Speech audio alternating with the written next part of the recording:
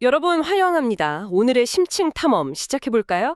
오늘은 그 예술, 전쟁, 그리고 어떤 강력한 가문의 비밀이 수백 년의 시간을 뛰어넘어서 교차하는 아주 매혹적인 미스테리를 풀어보려고 합니다.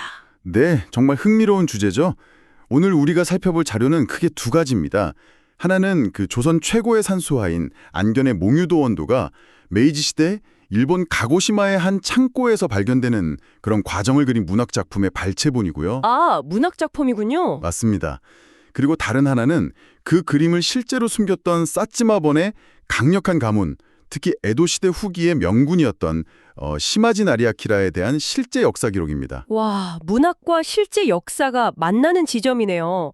그러니까 오늘의 목표는 그 1447년 조선 왕자의 꿈이 어떻게 임진왜란의 불길을 거쳐서 무려 19세기 일본의 강력한 다이묘 가문의 비밀 창고에서 눈을 뜨게 되었는지, 네, 바로 그겁니다. 그리고 도대체 그 그림을 소유했던 시마즈 가문은 어떤 역사를 지니고 있었는지 그 숨겨진 연결고리를 완벽하게 파헤쳐보는 겁니다. 그렇죠. 그럼 1876년, 그러니까 메이지 9년 초겨울로 한번 가볼까요? 차가운 비가 내리는 가고시마의 옛 사치마 저택입니다. 비 내리는 저택이라 벌써 분위기가 약간 스산하네요. 네, 분위기가 엄청나죠. 수백 년 동안 굳게 닫혀있던 가문의 가장 깊고 은밀한 창고문이 열립니다. 젊은 후손이 시마지 나리토시가 들어가서 검은 칠 상자 하나를 발견하거든요. 아니, 보통 이런 강력한 무사 가문의 비밀 금고라고 하면 우리는 막 엄청난 양의 금괴나 아니면 정적들의 치부를 담은 피 묻은 장부 뭐 이런 걸 기대하게 되잖아요. 그렇죠. 영화에서 흔히 나오는 그런 것들이요. 네. 그런데 먼지를 털어내고 그 상자를 열었는데 전혀 예상치 못한 게 들어있었던 거죠. 바로 낡은 산수화한 포기요. 맞아요. 그 검은 칠 상자에는 조선의 꿈, 조선의 몽이라는 글씨가 적혀 있었고요. 붉은 봉인으로 몽유도원이라고 찍혀 있었죠. 몽유도원, 이름만 들어도 벌써 웅장해지는데 그 봉인을 뜯는 순간 어떻게 되죠? 나리토 씨가 봉인을 뜯고 족자를 쫙 펼치는 순간 놀라운 일이 벌어집니다. 단순히 먹으로 그린 오래된 그림이 아니라 그 겹겹의 봉우리와 구름 사이로 난 길이 마치 방 안으로 진짜 살아있는 안개를 뿜어내는 듯한 압도적인 에너지를 발산합니다. 와, 상상만 해도 소름이 돋네요. 막 안개가 스물스물 나오는 느낌? 네, 이 상황을 지켜보던 가장 늙은 집사 하야시 겐노신이라는 인물이 있는데 이분이 사색이 돼서 그 자리에 그냥 무릎을 꿇고 맙니다. 무릎을 꿇을 정도면 진짜 크게 당황한 건데 왜 그런 거죠?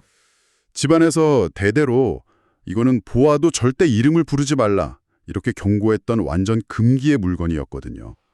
겐노신이 아주 섬뜩한 전설을 들려줍니다. 1592년, 그러니까 임진왜란 당시죠. 네, 임진왜란. 그때 한 장수가 불타는 조선의 절에서 승려로부터 이 그림을 빼앗아 왔다는 거예요. 그런데 그 죽어가던 승려가 이건 산이 아니라 꿈이다. 길은 사람이 아니라 시대를 삼킨다. 이런 저주의 말을 남겼다고 해요. 잠깐만요. 길은 사람이 아니라 시대를 삼킨다. 완전 저주받은 물건이네요. 네, 그래서 실제로 이 그림을 본 일본 병사들이 자꾸 기이한 꿈을 꾸고 죽어나갔다는 겁니다.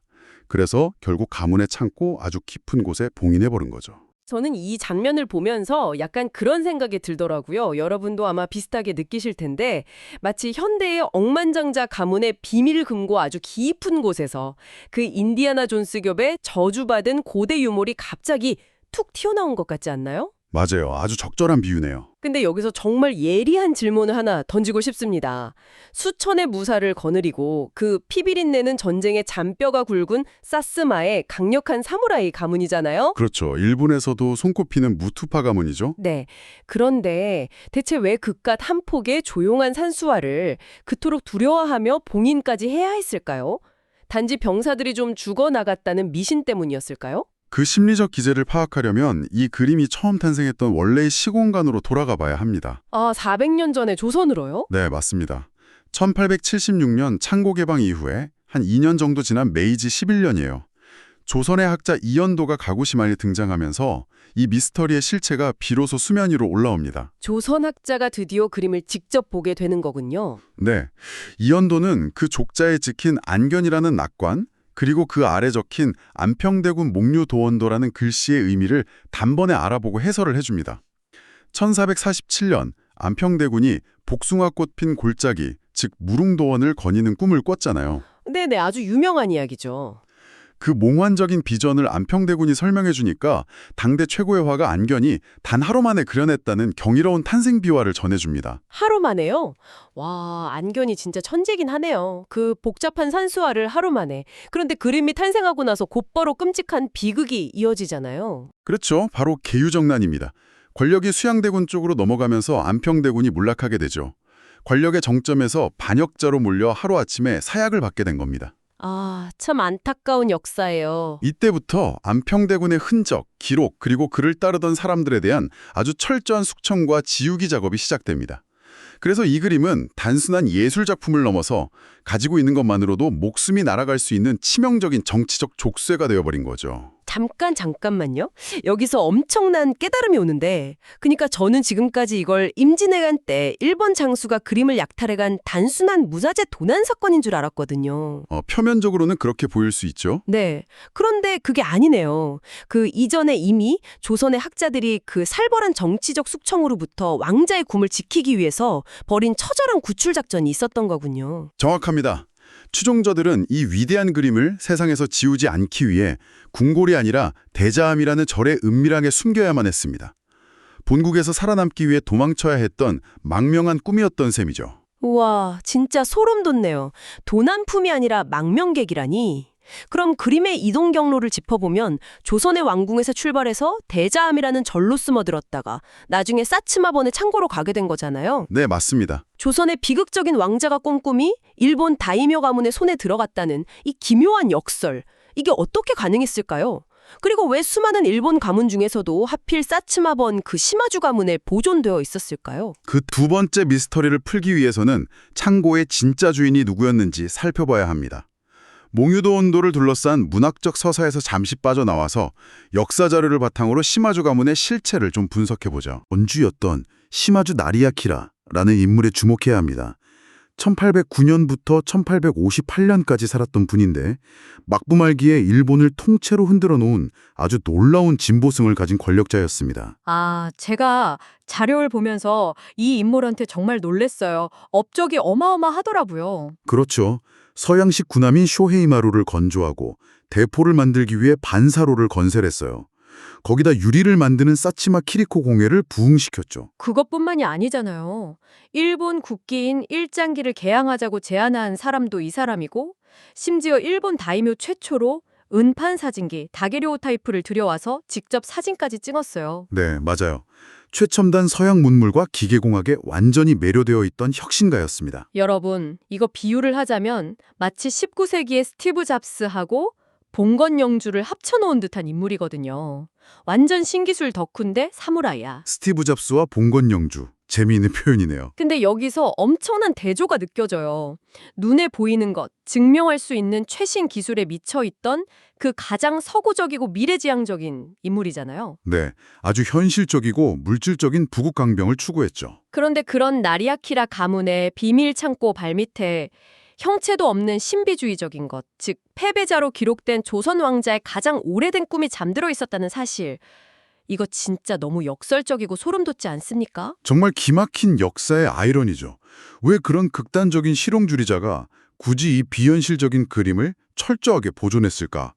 어쩌면 그건 나리아키라 본인의 정치적 운명과 맞닿아 있을지도 모릅니다. 아, 나리아키라의 정치적 운명이요? 네, 나리아키라는 막강한 권력을 휘두르는 혁신가였지만 그 이면에는 치열한 후계자 다툼과 파란만장한 투쟁이 있었습니다. 막부 정치를 쥐락펴락하기 위해서 자신의 양녀 아스히메를 쇼군의 정실로 시집보내는 등 온갖 권모술수를 동원했죠. 권력의 핵심에 가기 위해 발버둥을 친 거군요. 네, 하지만 안세이 대옥이라는 엄청난 정치적 탄압을 맞고 파벌이 괴멸당하는 수모를 겪습니다. 그리고 전국을 다시 뒤집으려던 찰나에 그만 콜레라에 걸려 50세로 급사하고 맙니다. 패배한 권력자가 된 거죠. 아, 그러니까 안평대군과 시마즈 나리아키라. 두 사람 모두 거대한 권력 투쟁이 한가운데 있던 인물들 아닙니까? 계유정난과 쇼군 후계자 다툼. 정확합니다. 시대와 공간은 다르지만 두 사람 모두 모든 것을 걸고 싸우다 파멸을 맞이한 권력 투쟁의 패배자들이었죠. 권력의 덧없음이 진짜 뼈저리게 느껴지네요. 그렇게 강력했던 제국과 가문들은 무너져 내렸는데 결국 살아남은 건 종이와 먹으로 만들어진 그 연약한 그림 하나라는 게 맞습니다. 그래서 다시 그 창고의 이야기, 문학작품의 서사로 돌아가 보면 더 놀라운 사실이 기다리고 있습니다. 그림만으로는 설명할 수 없는 역사적 공백을 메워주는 아주 중요한 발견이 있거든요. 아, 맞아요. 노집사 하야시가 바닥 판자 아래에서 조선 상자 둘이라고 적힌 두 번째 상자를 찾아내잖아요. 네, 그 강력한 가문의 서고에서 발견된 두 번째 상자. 그 안에는 비단에 정성스럽게 쌓인 종이 뭉치들이 들어있었습니다. 바로 몽유도원도 뒤에 덧붙여졌던 찬시첩이었죠. 찬시척. 그러니까 당대 지식인들이 그림을 보고 감상문을 적은 거잖아요. 단순한 감상문 그 이상입니다. 신숙주, 최항 등 21명의 당대 조선 최고 지식인들이 각자의 방식으로 왕자의 꿈을 해석하고 철학적 담론을 펼친 기록이죠. 예를 들어 꽃은 이스되 머무는 바람이 없고 길은 이스되 돌아오는 발이 없다. 이런 아름다운 글귀들이 남아 있습니다. 와, 시구절이 너무 아름답네요. 그런데 제가 자료를 보면서 제일 충격받았던 부분이 있어요. 이 아름다운 시들 사이에서 아주 섬뜩한 흔적이 발견되잖아요. 네, 누군가 칼로 박박 긁어내서 지워버린 세 글자의 흔적 말이죠. 맞아요. 종이가 팔 정도로 긁어냈는데 간신히 알아볼 수 있게 남은 글자 안평 그리고 몽. 여러분 이거 마치 고대의 검열 과정 같지 않나요? 완벽한 검열이죠.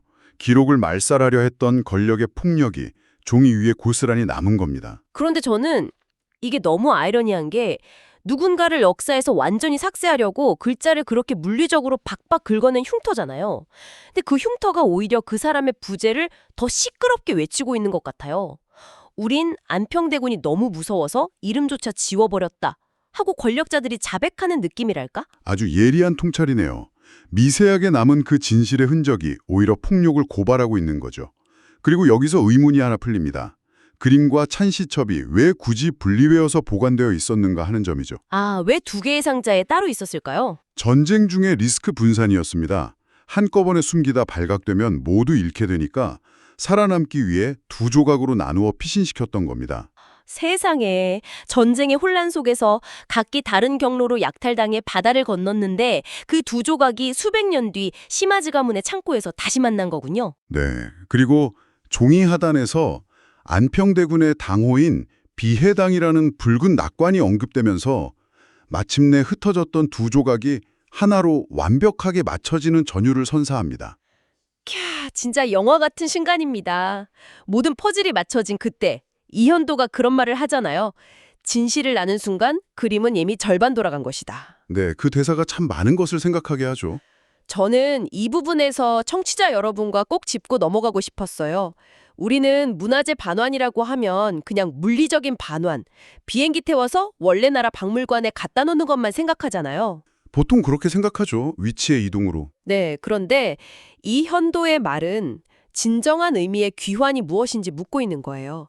단순히 물건이 돌아오는 게 아니라 그 물건에 얽힌 지워진 이름들, 권력의 폭력, 그것을 지키려 했던 사람들의 진실을 우리가 온전히 기억하고 복원할 때 그때야 비로소 진짜 문화재의 귀환이 이루어진다는 뜻 아니겠습니까? 맞습니다. 물리적으로 돌아온다 해도 우리가 그 맥락을 모른다면 여전히 잃어버린 유물일 뿐이니까요. 자, 여러분. 오늘 우리는 진짜 어마어마한 여정을 함께했습니다. 천사집 47년, 그 권력의 소용돌이 속에서 희생된 조선 왕자의 꿈이 어떻게 살아남아서 승려의 품을 거치고 가장 근대적이고 막강했던 일본 다이묘 가문의 어두운 창고 속에 숨겨졌다가 다시 세상의 빛을 보게 되었는지 그 궤적을 쫓아와 봤습니다. 네, 시공간을 초월한 예술의 엄청난 생명력과 역사의 아이러니를 동시에 목격한 시간이었죠. 맞아요. 그런데 이야기의 끝자락에 아주 도발적인 여운이 하나 남아 있습니다. 아, 그 열지 않은 세 번째 상자 말씀이시군요. 네, 기록에 따르면 조선 상자가 더 있었는데 세 번째 상자는 열지 않았다고 하잖아요. 어쩌면 그 안에 안평대군이 직접 자신의 꿈에 대해 남긴 진짜 문장이 아직도 봉인되어 있을지도 모른다는 상상을 하게 만듭니다. 상상만으로도 가슴이 뛰는 미스테리네요. 여기서 여러분께 마지막으로 한 가지 질문을 던지고 싶습니다. 우리는 지금 정보가 넘쳐나고 모든 것이 클라우드 서버에 영원히 기록될 것만 같은 아주 투명해 보이는 현대사회에 살고 있잖아요. 그렇죠. 버튼 하나면 다 저장되니까요. 하지만 과연 그럴까요? 우리는 우리 주변에서 어떤 열지 않은 상자들을 무심코 스쳐 지나가고 있을까요? 아주 의미심장한 질문이네요. 재개발로 헐리는 건물의 잊힌 문서 보관소나 아니면 누군가의 책상 서랍 깊숙한 곳에 오래된 하드드라이브 어딘가에 미래 세대가 열어보기를 기다리며 시대를 증언할 숨겨진 꿈과 진실이 지금 이 순간에도 여전히 웅크리고 있지는 않을까요? 마치 400년을 기다린 몽유도 온도처럼요. 네, 바로 그겁니다.